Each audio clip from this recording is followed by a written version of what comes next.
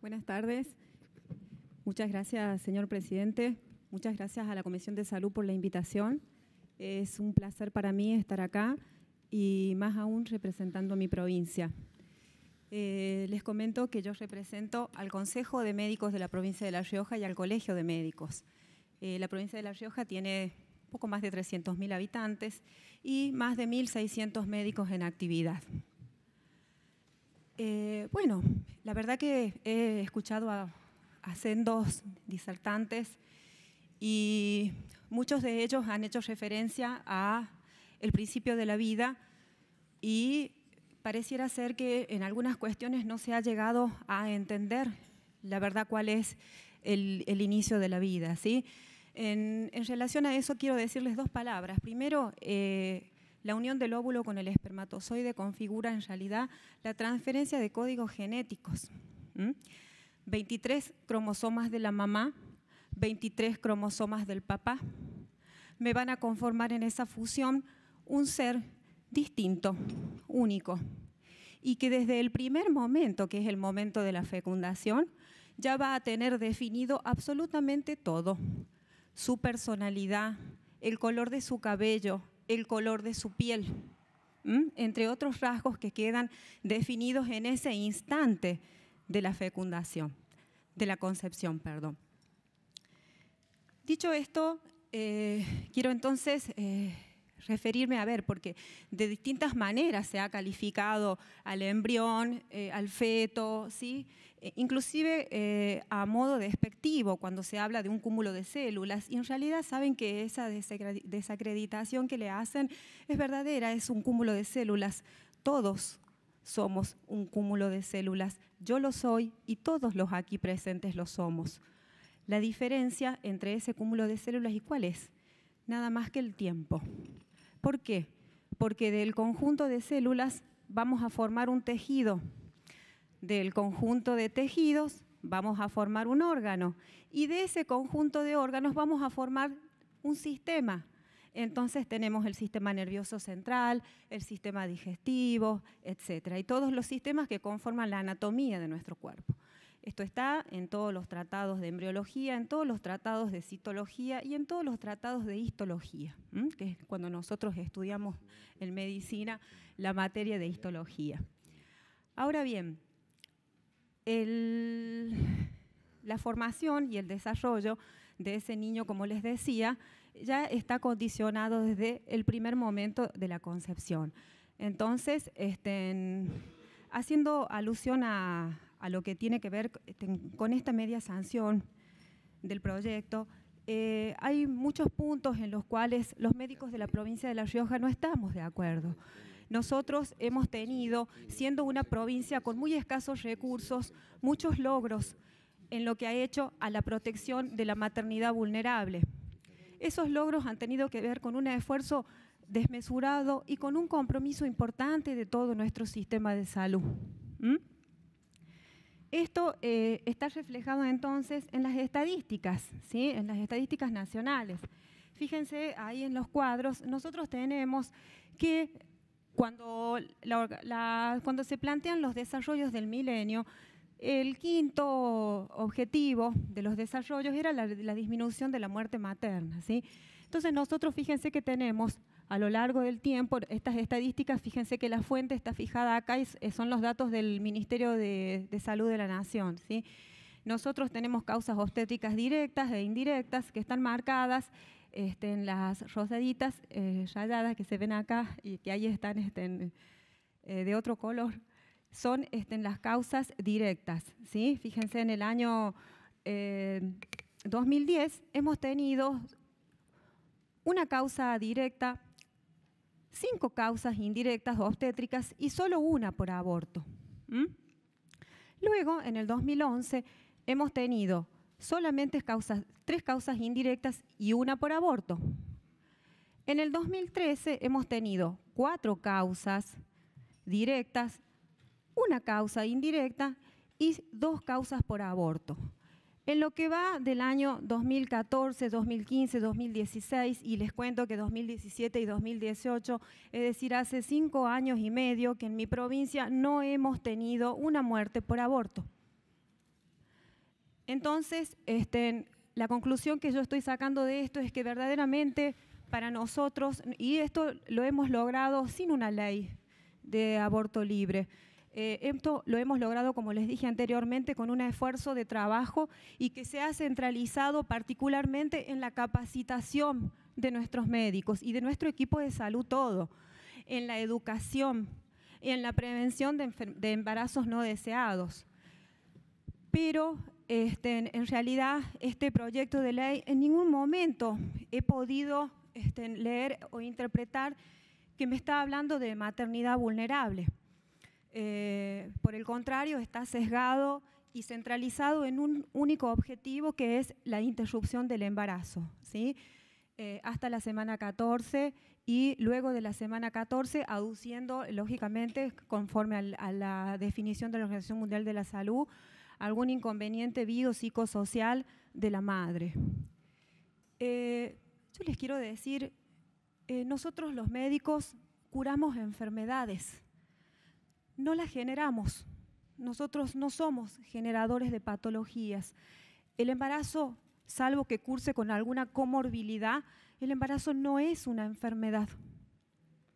Entonces, dicho esto, quiero que les quede claro que esto no se trata de una política que pueda ser ejecutada por la salud pública. Esto realmente no es un problema de salud pública. El acto de provocar la interrupción de un embarazo es lo que generaría una enfermedad. Entonces nosotros como médicos tenemos una formación histórica y un mandato de resguardar y de proteger la vida. Entonces no estaríamos entendiendo por qué compulsivamente e imperativamente con este proyecto de ley se nos quiere obligar a finalizar con una vida que ya está harto comprobada científicamente, que es una persona y que es vida desde el momento de la concepción. He escuchado decir también que no se trata de una persona. Entonces, si no se trata de una persona, yo me pregunto a qué especie pertenece. Entre otros tantos cuestionamientos que me hago, ¿no? Pero por razones de tiempo voy a pasar a decir cuáles son los puntos que nosotros en mi provincia hemos determinado en sendas reuniones que hemos tenido con médicos del colegio y del consejo médico que estoy representando. No es un problema entonces de salud pública, pero sí tenemos otros inconvenientes que nos están urgiendo en este momento. Frente a la diapositiva anterior, que teníamos esas 2 muertes en el año 2013, fíjense en la misma línea de tiempo, y esto es del Instituto Nacional del Cáncer, tenemos 2 muertes por aborto frente a 179 muertes en mujeres por cáncer de mama. Así también tenemos 86 muertes por cáncer de cuello uterino.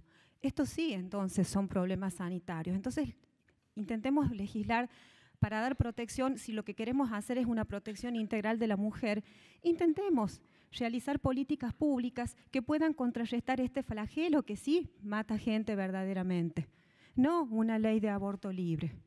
Y en relación a este proyecto, que como les dije, por razones de tiempo, voy a tratar de ser lo más sintética posible, hay un punto que nos alarmó bastante, que es en realidad cuando se habla de, que inclusive también hago alusión un poquito al fallo FAL, si el embarazo fuera producto de una violación, con el solo requerimiento y la declaración jurada de la mujer o persona gestante ante él o la profesional de la salud interviniente. Y antes yo les quiero fundamentar y yo les quiero contar en realidad qué es lo que le sucede a un niño víctima de un abuso sexual. Primero, que es la tragedia más grande que puede vivir un ser humano, porque el estigma psíquico es el que queda impregnado para toda la vida, y sobre todo cuando se ha tratado de un niño. Pero ¿qué pasa con el niño? Su condición de niño y su inmadurez psicológica a veces no le permite, hasta que no logra internalizar las normas morales, no le permite diferenciar y saber que lo que le pasa está mal. Y esto tiene que ver, por un lado, con esa inmadurez mental y por otro lado, con la astucia del abusador, del pedófilo o del pederasta en su defecto. Entonces, ¿qué pasa? Esta situación que se repite en el tiempo hace que la criatura lo tome como algo de alguna manera natural. Entonces, la criatura no va a una guardia del hospital diciendo me violaron. no va diciéndolo. Esto por un lado. Y por otro lado, muchas veces, y esto lo digo con toda la autoridad que me corresponde, el ejercicio de mi especialidad en 11 años como médica legista, porque aparte soy jefa de servicio de medicina legal del Hospital Enrique de Veraballos y del Hospital de la Madre y el Niño.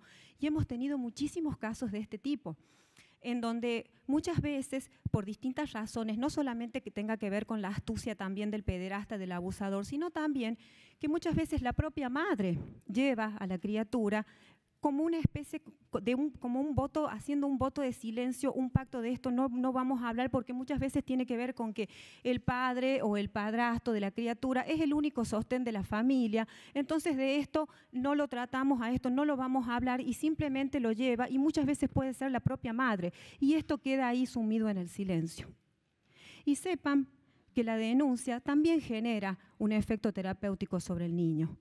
Es decir, resumiendo, no me parece, no estoy de acuerdo que no se mencione en realidad, o al menos tendría que decirse que no basta la simple declaración jurada, porque como yo les he dicho, muchas veces la criatura no ha tomado conciencia de lo que le estaba pasando, no lo ha podido internalizar como un daño en su cuerpo. Entonces, esto hace que al no haber tomado conciencia no lo diga.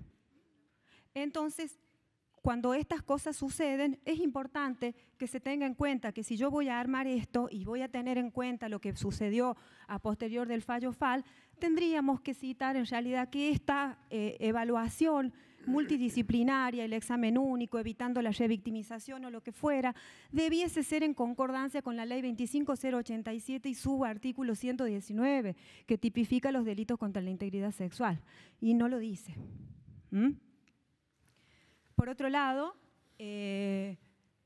lo que tiene que ver también con la objeción de conciencia que escuché en reiteradas oportunidades, quiero que entiendan que no es una cuestión caprichosa el hecho de no querer figurar en un listado. Me parece realmente discriminativo, me parece que debe respetarse también el derecho al culto. Hay instituciones como por ejemplo la Universidad Católica que basan su formación académica sobre la base de un culto religioso, que en este caso es la Iglesia Católica. Entonces, ¿no estarían ustedes cercenando ese derecho? ¿Y ese derecho también acaso no es constitucional? Entonces, básicamente por eso, en nombre de los médicos de la provincia de La Rioja, nosotros rechazamos, entre otros argumentos que hice con anterioridad, este proyecto en su totalidad.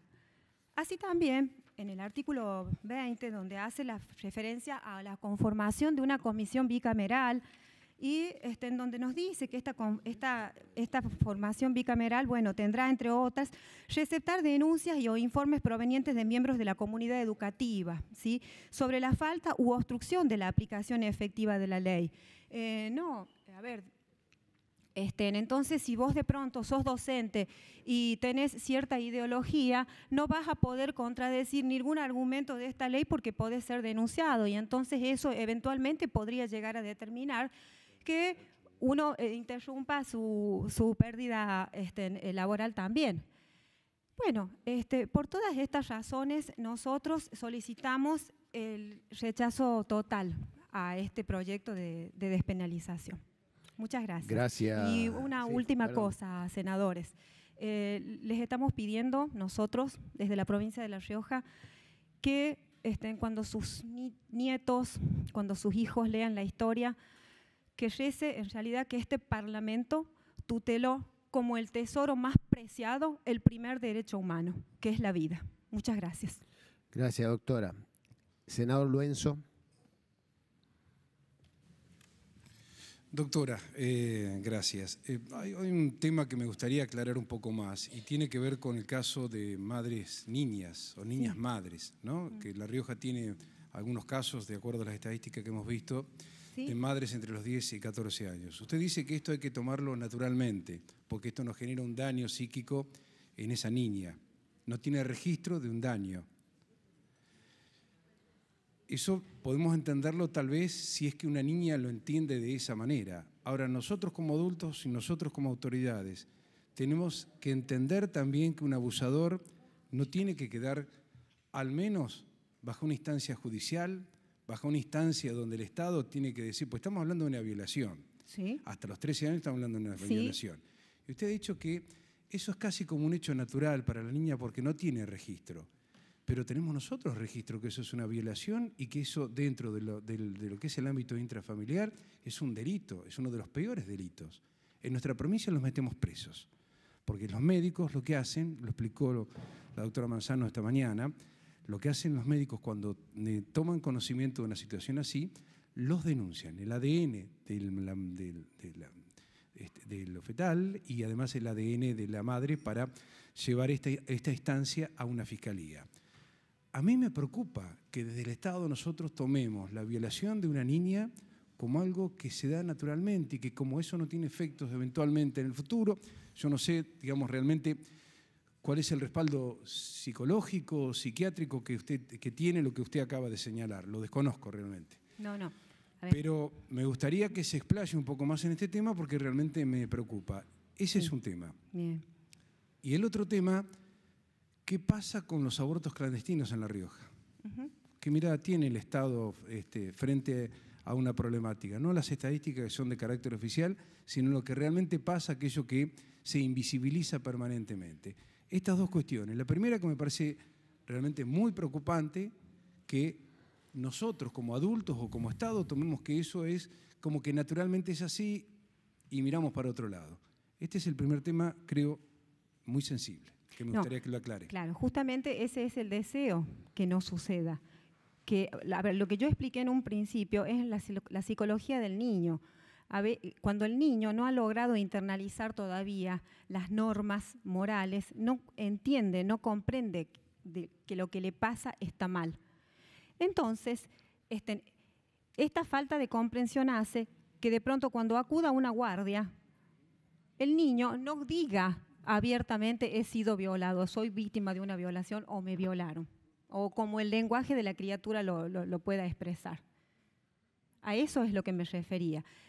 Y entonces, hasta los 13 años, sí, tenemos la obligación de denunciar y de hecho lo hacemos. Y agotamos todas las instancias judiciales e intentamos asegurarnos de que el victimario pague con pena como lo establece la norma.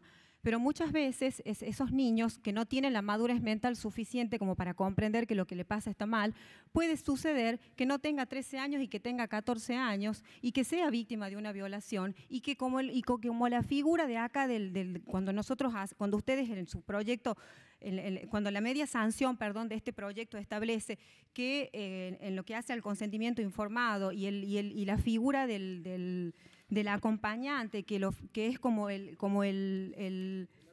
no, es otro el término que utiliza, el allegado, que el allegado pueda acompañar que cualquier persona y si no de última, bueno, el allegado. Y ese allegado muchas veces puede ser el propio abusador. Entonces, ahí es donde yo estoy haciendo referencia y estoy poniendo una luz de alarma y un pedido.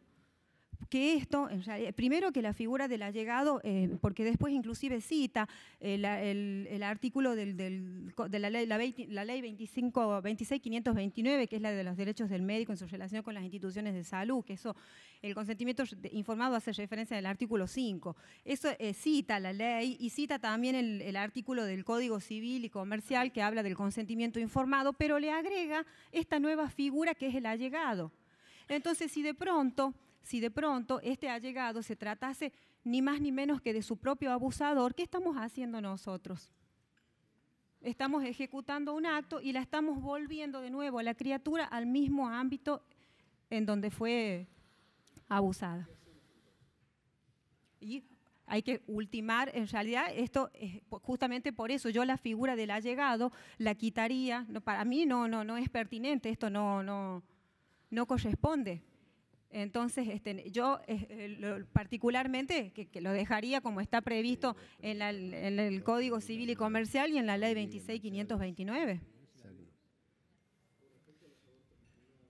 Sí. No comparto el criterio. Sí. Ya sabemos que los abortos clandestinos no se tiene referencia porque son clandestinos. Por lo tanto, en La Rioja no tengo conocimiento de abortos clandestinos. Sí, de que en el año 2013 fueron las 2 últimas muertes por aborto y que hace 5 años y medio que en mi provincia no se muere gente por aborto.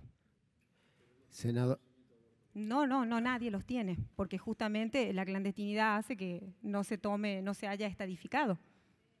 Senadora Rodríguez Machado. Gracias por su participación. Hola, ¿se escucha? Sí. Y la pregunta va en su calidad de médica legista, doctora, un poco por su explicación técnica que nos ha dado acá. En su explicación usted explicó que la vida inicia en el momento de la concepción igual a fecundación. En ese momento hay un inicio de la vida y que cualquier situación a partir de ahí sería considerado aborto, para lo cual no estarían de acuerdo. Hasta donde yo sé, digo, es parte de su presentación. Ahora mi pregunta va concretamente a lo que me he informado sobre su provincia, que se vende libremente en las farmacias con receta médica la pastilla llamada el día después, que si bien es cierto no permite la anidación, pero sí está la fecundación y hay una vida concebida. Ahora mi pregunta es en su concepción de médica legista. Esa pastilla que se está vendiendo libremente en la farmacia de La Rioja y que muchos médicos la recetan o no necesita receta, ¿estaría en contra de los principios por ser abortiva o es considerado un método de prevención del embarazo? ¿Cuál es su concepción al respecto? ¿Cuál píldora? La píldora... La que se llama habitualmente el día después. La píldora del día después no es abortiva. Tiene un mecanismo de acción distinto, actúa sobre el moco cervical y esto genera el impedimento de que se produzca la fecundación. O sea, el espermatozoide no accede hasta el tercio externo de la trompa. Bueno, en el día de ayer nosotros le hemos preguntado a otros profesionales y nos explicaban que se producía la fecundación, pero no permitían la anidación. No. Tiene que haber un error conceptual o no habrán comprendido la pregunta. Yo categóricamente le puedo decir que el mecanismo de acción es ese. No es abortiva según su criterio. No es abortiva. Bien, entonces está coincidiendo que un método de prevención del aborto, digamos, alternativo puede ser la venta de la pastilla el día después. Es que la venta de la pastilla del día después no sé por qué se produce, porque la pastilla del día después la otorgan gratuitamente en los hospitales. Perfecto. Senadora Sagnum.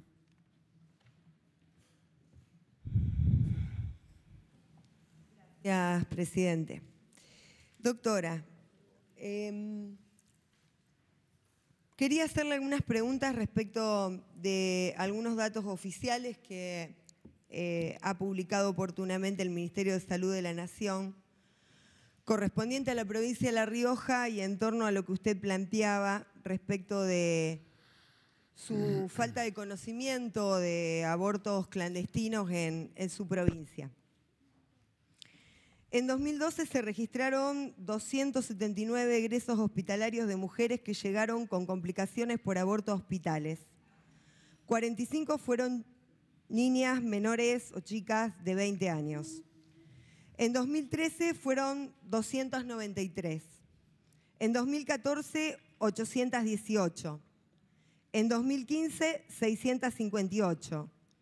En 2016, 840, de las cuales 31 correspondieron a niñas de 10 a 14 años. La misma cantidad de egresos hospitalarios que por parto. Muchas de estas mujeres tienen graves secuelas. Usted, como médica, por supuesto, las conoce mejor que quienes no somos médicos. Y también, según las estadísticas oficiales del Sistema Informativo Perinatal, La Rioja encabeza el ranking de provincias con tasa más alta de embarazo no intencional en la adolescencia. Casi 8 de cada 10 chicas menores de 20 años se convierten en madres cada año y declaran que no buscaron ni desearon ese embarazo. Mi primera pregunta es si usted cree que estas estadísticas, estas publicaciones del Ministerio de Salud de la Nación se compadecen con lo que ocurre en su provincia, o, en su caso, que pueda desmentirlo. No sé si puedo hacer una pregunta detrás de la otra o espero a que me conteste la doctora, porque tengo varias preguntas. Bueno, si tiene varias o quiere anotar o se la va haciendo una por una, doctora. La primera pregunta, en relación al embarazo adolescente, nosotros estamos muy cerca de la media nacional. Y los últimos años, si bien es cierto que los tenemos, ha ido descendiendo. Esto también es un reflejo de un fracaso de la política de salud sexual y reproductiva del programa. Bueno, pero estas estadísticas están demostrando una situación muy distinta a la que usted ha reflejado cuando ha iniciado. Sí, yo he reflejado la cantidad. De hecho, creo que ha tenido usted un cruce con una periodista respecto de algunas publicaciones en las que usted planteó que no eran las correctas, y la verdad que cuando uno advierte y pide estas publicaciones a nivel nacional, advierte que lo que publicó la periodista era correcto. Lo que yo he manifestado acá es la cantidad de muertes por aborto.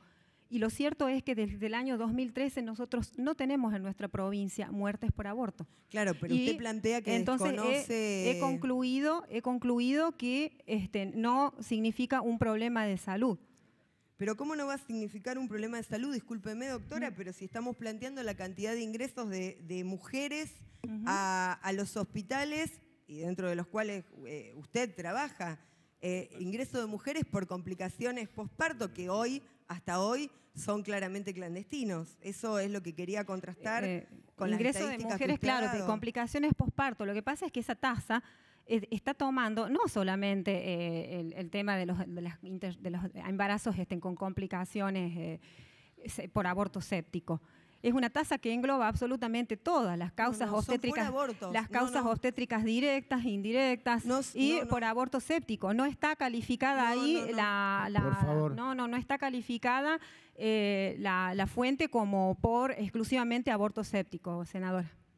Bueno, eso es lo que... las desmiento. Usted lo que diría es que lo que publica el Ministerio de Salud de la Nación no es correcto, entonces. A esas tasas están generalizando, no están todas las causas por aborto séptico. Por aborto séptico yo se las he mencionado y le he puesto en la tabla anterior cuáles fueron, ¿sí? En el año 2012, en el año 2013, que fueron 2. Bueno, mi pregunta tenía que ver justamente con la llegada de mujeres por aborto que concluyen con 2 muertes en la clandestinidad, y esto sí tiene que ver claramente con una cuestión de salud pública. Luego, quería preguntarle respecto a algunos casos de obstaculización que se han producido en el hospital, concretamente de la madre y del niño, del cual usted trabaja. Un caso paradigmático, el de Giselle Brizuela, a quien usted le negó la posibilidad de un aborto permitido tal cual lo establece la propia ley, y la obligaron a que iniciara una medida autosatisfactiva a los fines de poder darle la atención médica requerida. Lo mismo ha ocurrido con el caso de una niña violada. Este caso concretamente ha sido en febrero del año 2018, una niña de 13 años, y ahora en la actualidad se está dando también un caso de obstaculización de parte del mismo hospital, de una mujer con una insuficiencia renal grave que está pidiendo la interrupción voluntaria del embarazo. Me gustaría que usted me explique si ustedes desde la provincia de La Rioja, que han adherido oportunamente al protocolo y luego del fallo FAL del año 2012, cuáles son las razones o los fundamentos por los que ustedes obstaculizan este tipo de asistencia desde el punto de vista de la salud pública. Perfecto. Primero, no hay ninguna obstaculización. Eso lo desmiento categóricamente. En el caso de la paciente con una insuficiencia renal que cursa un embarazo avanzado, ella concurrió al hospital, no estaba siquiera internada en el hospital de la madre y el niño. Ella concurre al hospital con su médico de cabecera, su nefrólogo de cabecera, aduciendo que ella necesitaba llegar hasta la finalización del embarazo porque ella ya había anteriormente perdido un embarazo. No quería que le sucediese lo mismo y su intención era culminarlo. Se hizo una junta médica multidisciplinaria y se dio intervención al Comité de Bioética Hospitalario. ¿Cuál era la recomendación de su nefrólogo de cabecera? Como el estado de embarazo genera cambios fisiológicos en la mujer, la frecuencia con la que se tenía que realizar las diálisis iba a ser diferente, iban a tener que ser más intensas. Prácticamente en los últimos estadios del embarazo iban a tener que tener diálisis diarias. Y la paciente no estuvo de acuerdo. Ella lo que manifestó que, bueno, lo iba a pensar y después iba a tomar una decisión final, pero su intención fue siempre terminar con el embarazo. Está totalmente desvirtuada la información, maliciosamente tergiversada. La paciente siempre quiso, en realidad, tener el bebé. De ninguna manera se obstaculizó nada. ¿Hay actualmente una causa judicial en trámite respecto No, a este tema? no, porque no se vio en realidad que hubiese una necesidad de judicializar el tema. Salvo que ella haya tomado otra determinación y por otra razón que yo desconozca la haya querido judicializar, pero no. Perfecto. El doctor Bárcena trabaja en este momento, quien se hizo pública su pronunciamiento respecto de que en su guardia se harían legrados sin anestesia en el caso de que saliera esta ley. ¿Sigue trabajando dentro del mismo lugar donde se prestan servicios de salud? Sí, sigue trabajando, es el anestesista. Y respecto de esto, ¿qué piensa usted? ¿Qué posición toma frente a la declaración del doctor? No, yo creo que fue una declaración. Generalmente suelo hacerme responsable de mis dichos, pero bueno, usted representa a los médicos de La Rioja, por en eso realidad me parece nosotros que es sí, importante está bien, consultarla. bueno, está bien. Voy a hacer una excepción. Me parece que fue una declaración desafortunada, que ha tenido que ver con un impacto desagradable que le produjo la noticia de la aprobación de la media sanción. No estoy de acuerdo con su publicación, me parece que fue un poquito desproporcionada nada más. Pero entiendo que él después se disculpó. ¿Desde el Consejo Médico van a tomar algún tipo de medida respecto de esto? Porque la verdad que está amenazando con una tortura a las mujeres. No, él categóricamente luego hace un desmentido y se disculpa. Él inclusive aclara que él jamás tomaría una conducta en desmedro de la salud, menos de una mujer, que no tenía que ver con su formación. Senadora Brizuela. Gracias, doctora. Lamento que digamos, una suerte de interpelación, cuando en realidad lo que queremos es la opinión sobre el proyecto, no hay ningún problema. Quisiera que nos explique, porque el proyecto en el artículo 16 establece la cobertura integral y la inclusión en el programa médico obligatorio de las prestaciones de diagnóstico, medicamentos y terapias de apoyo, ¿no? ¿Qué se interpreta por prestaciones de diagnóstico? Y en su caso, si usted tiene información sobre cuánto es el costo, ¿no?, de esas prestaciones de diagnóstico que irían al PMO. Ajá. Sí, las prestaciones que se hacen durante el transcurso del embarazo, que son métodos de diagnóstico, básicamente, que son controles ecográficos, y métodos bioquímicos, que se realizan con dosaje de sangre materna en búsqueda de células fetales. La translucencia nucal, y bueno, y frente a la sospecha, la posibilidad de ejecutar el diagnóstico de las cromosomopatías. De los costos me habla, bueno, en relación a esto, un dosaje para una cromosomopatía está costando alrededor de $1.000. Se realiza la extracción de sangre y bueno, lo que sucede, ¿por qué es tan alto el costo? Porque en nuestro país no lo realiza. Nosotros lo mandamos a Estados Unidos a la muestra para que se procese y bueno, con el tiempo que demora, ¿no?, que es 20, 30 días en muchas circunstancias. Y bueno, a propósito de esto,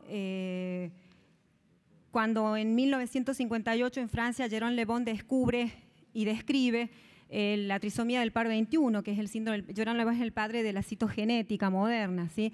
Él descubre el síndrome de Down. En el año 1959 hasta el 79, que se logra aprobar la ley del aborto, se utiliza este método diagnóstico con el objeto en realidad de provocar una interrupción del embarazo en los pacientes a los cuales se le diagnosticara la cromosomopatía. Pero ¿cuál es la diferencia? Francia tenía acceso prácticamente inmediato al método, nosotros no. A nosotros nos significaría un costo altísimo al sistema de salud, tanto pública como a las obras sociales. El screening. La última pregunta, ¿existe el aborto sin riesgos, el aborto seguro? No, porque ya lo han explicado sendos expositores, inclusive mi colega el doctor Sergio Ferdala. El legrado que se realiza es un método, prácticamente a ciegas. Cuando uno coloca el espéculo, lo único que alcanzas a visualizar es el cuello del útero, y en base a eso vas introduciendo la legra y generando lo que se conoce vulgarmente como el raspaje. El riesgo está siempre presente, porque lo que tenés que hacer es la evacuación y asegurarte que no queden restos en la matriz. Entonces, eso corre el riesgo de perforaciones, de hemorragias y, lógicamente, de muerte. Senadora Boyatkian. Sí, primeramente le agradezco por la exposición y muchas gracias por tanta información.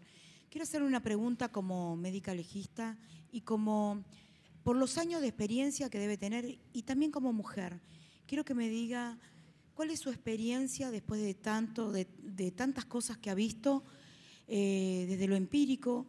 ¿Qué piensa usted que son las consecuencias, o cuáles son las consecuencias para una mujer, para una niña, para un adolescente, después de pasar todo este trance, y qué consecuencias psicológicas o en el cuerpo pueden quedar después de esta práctica? Quiero que usted me diga desde su rol profesional y también desde su visión como mujer, por favor. Bueno, en lo que hace a las consecuencias físicas, bueno, son las complicaciones a las que ya hicimos referencia con anterioridad, es decir, la utilización del misoprostol muchas veces, sobre todo en las personas que tienen antecedentes de cirugías previas, provoca rupturas uterinas. No es una indicación que está apta para ser aplicada a todos. Por otro lado, el legrado terapéutico, las hemorragias, y que en definitiva después culminen con una histerectomía total y muchas veces con anexos, a lo que se pueden agregar infecciones. Y desde lo psicológico, sí, o sea, en algún momento de la vida, y estoy segura, en algún momento de la vida aparece la culpa. Y casualmente, justamente por esta culpa y por ese dolor que tiene la persona que ha pasado por una situación de estas, es que tiende a cosificar al embrión. Por eso hemos escuchado a lo largo de este debate el hecho de decir es un cúmulo de células, es un feto, es a modo descalificativo, porque ellas tienen una necesidad de tratarlo como una cosa, justamente para poder mitigar el dolor y el daño psíquico que les queda para toda la vida. Le cedo la palabra. Sí. Adelante, senador. Adelante, senador Luenzo. Doctor, usted habló, cuando le consultan acerca del aborto seguro, usted habló del legrado que tiene sus consecuencias. Ahora, sí, lo que ha quedado, creo, como parte de este debate, como resultado de este debate, que el legrado es una práctica, un método prácticamente ya descartado. Ya es el aborto hoy se practica en terreno medicamentoso, no de ese tipo de metodología que creo que ha quedado descartada. Sí, para que aclaremos, digamos, lo que puede ser la utilización de un medicamento y la práctica a la que usted aludía. Sí. Tenga en cuenta que nosotros estamos en una provincia del interior y que muchas veces no tenés acceso a lo que es la aparatología, la tecnología, sobre todo en las zonas del interior. Estamos hablando de misoprostol, no. Tal vez es el misoprostol, que es un medicamento. El misoprostol categóricamente provoca rupturas uterinas en cesáreas previas. Está totalmente contraindicado. ¿Totalmente contraindicado? En cesáreas previas, sí. Es una contraindicación absoluta. Sí. Senadora Elías. Gracias, doctora, tu exposición clarísima. Gracias por sacarnos la duda tan clara de qué emergencia de salud pública hablamos cuando nos mostrás lo que pasa en tu provincia.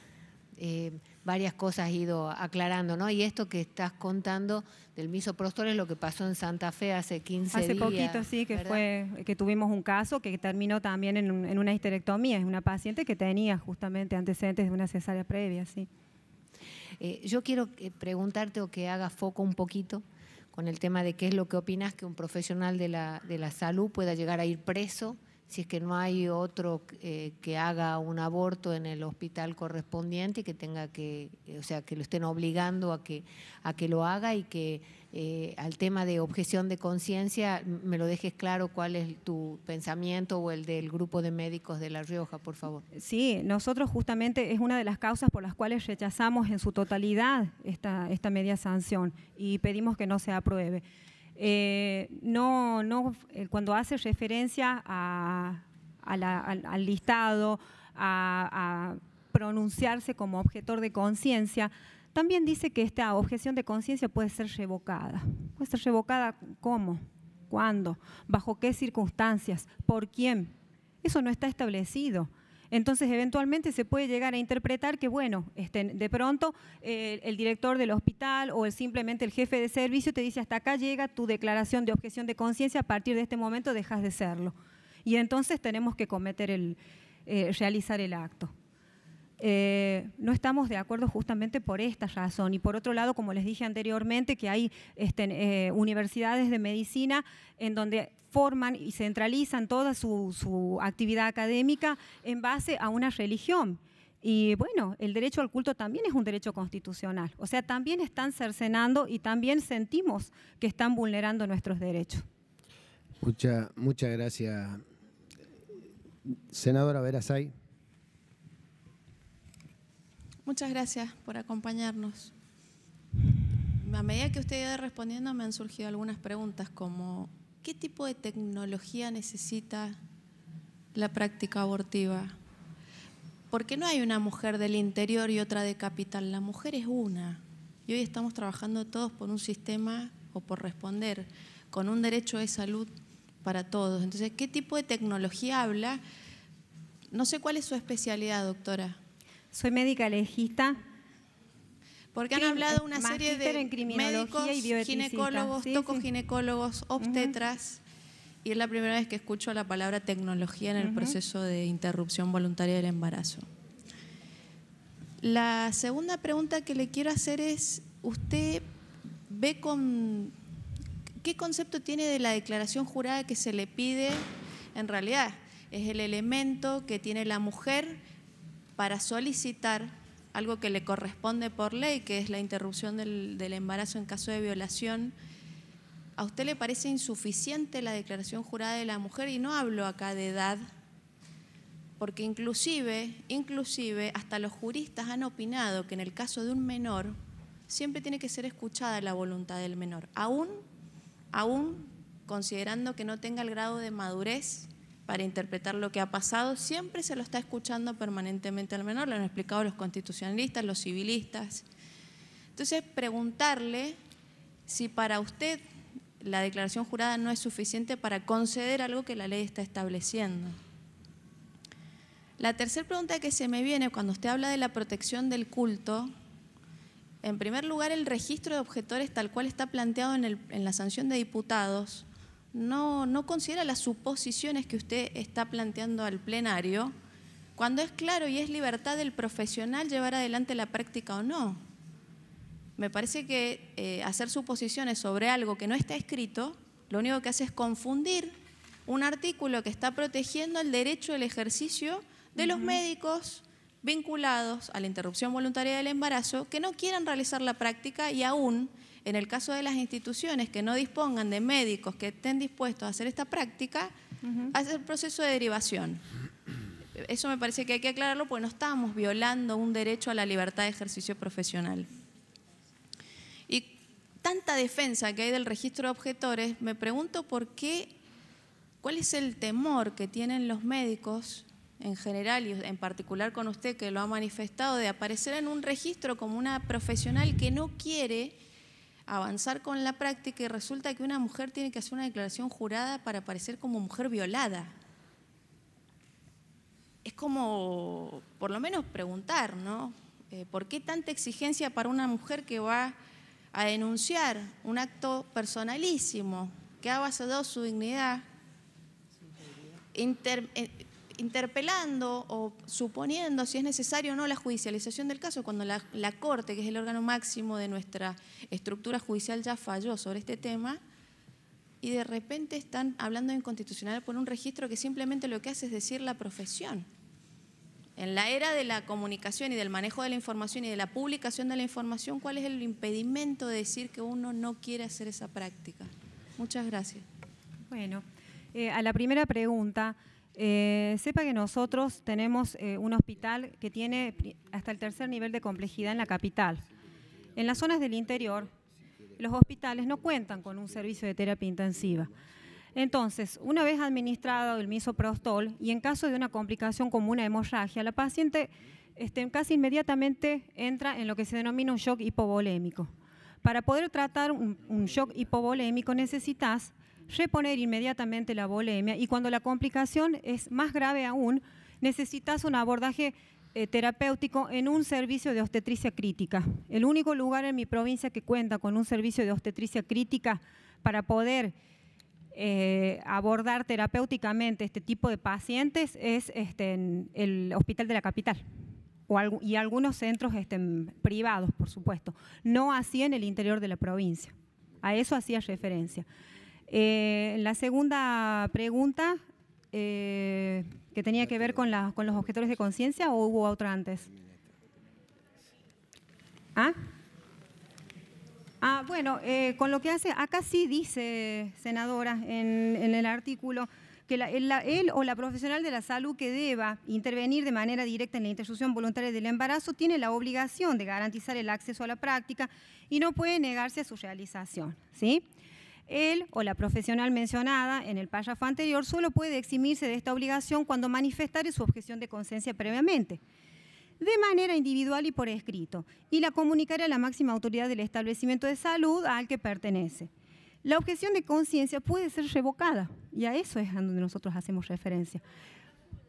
Pero acá no dice, acá lo que dice puede ser revocada. ¿Quién, cómo y bajo qué circunstancias? No está especificado, no está escrito, no lo dice.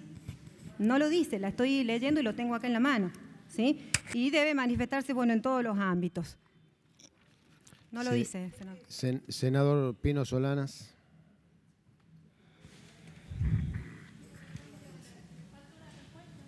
¿Cuál? Perdón. Disculpe. Claro, justamente por la argumentación que di al principio, que muchas veces puede suceder y que nos ha sucedido inclusive, que el niño, al no haber comprendido esa situación de riesgo en la que se encontraba y haber concebido un hijo producto de una violación, puede ser llevado por su misma violación o por su propia madre que legitimó esta situación y que desencadenó en este hecho tan desagradable. Entonces, ¿por qué nosotros aconsejamos o recomendamos que esté en el texto la denuncia? Porque justamente para garantizarnos de que esta acción se configure, que el victimario pueda pagar por lo que hizo, porque tranquilamente puede ser llevada por el mismo violador o por una persona cercana. Más del 99% de los casos, en los casos de abuso sexual, tiene que ver con el entorno más cercano de la víctima. Concretemos la pregunta y hagamos la respuesta. No, si le da el micrófono. Perdón. ¿Cómo procede un hospital en La Rioja en el caso de recibir un niño violado?